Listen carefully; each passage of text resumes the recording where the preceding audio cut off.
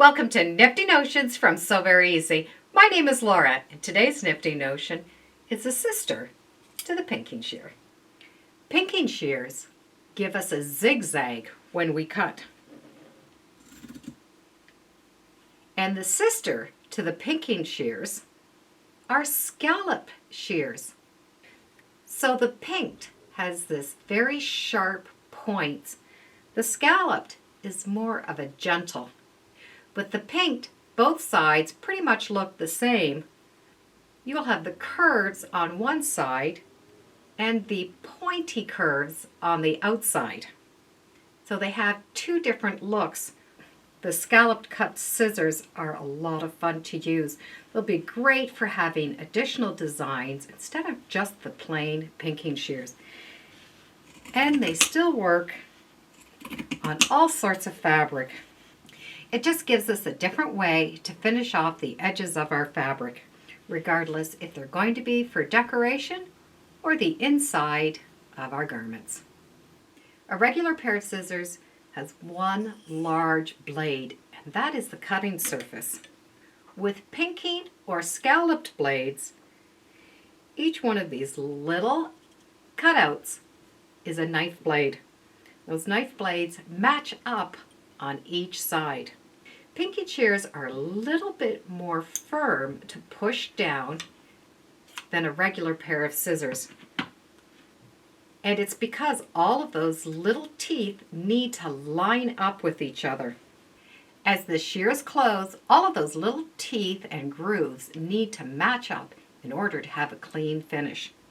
So they need to be very precise, and they're a little bit tighter in the screw area in order to keep those perfectly in line. Scissors come in a different size, and it's measured by the length. Pinking shears and scallop shears have a couple of different measurements. They're measured by the length. The length is determined by the length of the teeth, not the overall size of the shear. The measurement is going from the first tooth to the last tooth. They're measured by that width, and they're also measured from the middle of one tooth to the middle of the next. So the main measurement will go from one of those little points over to the next. So the measurement goes from that indent to the indent, and that space is the measurement. And in this case, it's 7 millimeters.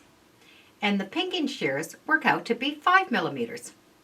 Even though your pinking shears and your scallop shears can have measurements, a lot of times they are not sold with the measurements.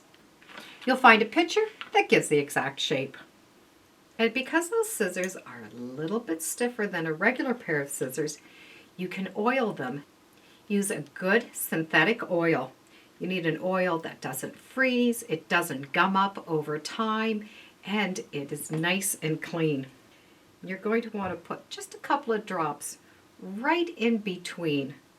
And that's just going to keep that joint running nice and smooth.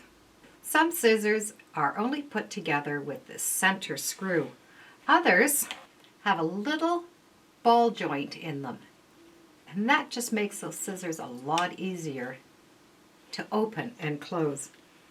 You can also use the oil to clean your scissors. You can keep the handles clean from any of the oils from your hand, and can keep the blades clean from any of the dye of the fabric.